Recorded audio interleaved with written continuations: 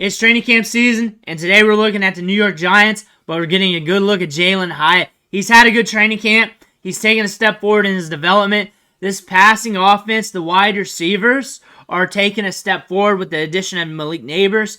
Jalin Hyatt's fun to watch. We're going to watch him run through some drills today, but before we dig in, you need to click that subscribe button right now. Tap with the finger on your phone. Click with the mouse on your computer because we're talking about these players every day. These rookies, these guys come back from injury, what they're doing behind the scenes. It's all going to be right here. Soon you're going to be drafting them in fantasy football. You want to see whether or not they're looking good in practice. It's all going to be right here. Click that button. Stop missing out. But today we're looking at Jalin Hyatt, and he's having a good training camp.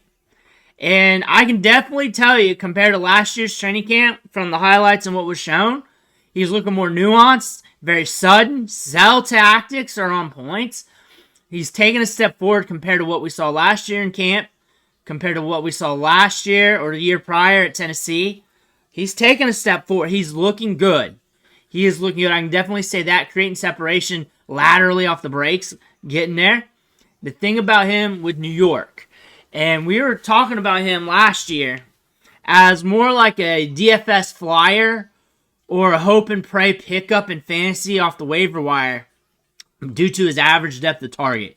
He was getting deep targets downfield. If you brought in one, it was a splash play. So it was like a hope and pray type scenario that he brought in one of those deep balls, because if you brought in one of those deep balls on any given game that he's playing in, that would have been a splash performance, more of a gamble type player. Now he's going to be on the field a little bit more. He's going to be on the field a little bit more. Him, Wandell, with Malik Nabers.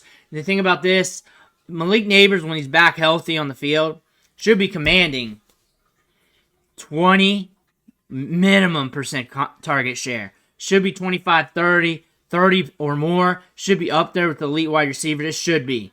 He's already balling out. It already should be. Wandell Robinson should be getting a good target share.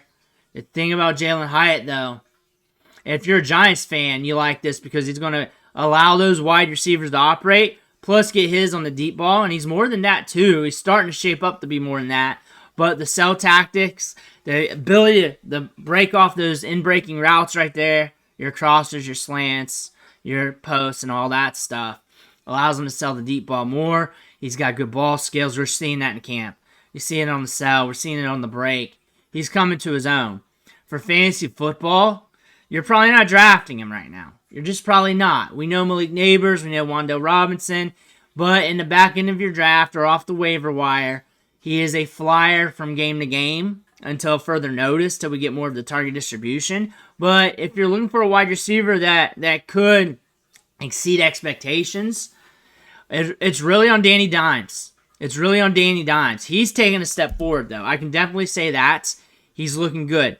If Danny Dimes connects with these wide receivers, if this offense can flow, if Malik Nabers can allow Danny Dimes to just start throwing the ball around accurately, more confidently, getting it out there, and some of these other wide receivers hit with that, you can see Hyatt have some moments this year. You can definitely see that, and he could be a guy that you're messing with in daily fantasy football.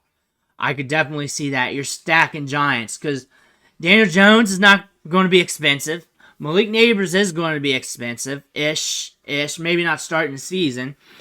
Hyatt's going to be free, and he's going to be getting deep balls, and there's a stack, and then you run a run back depending on the game you're playing. Run back is players on the other team because you're expecting the game to be a shootout.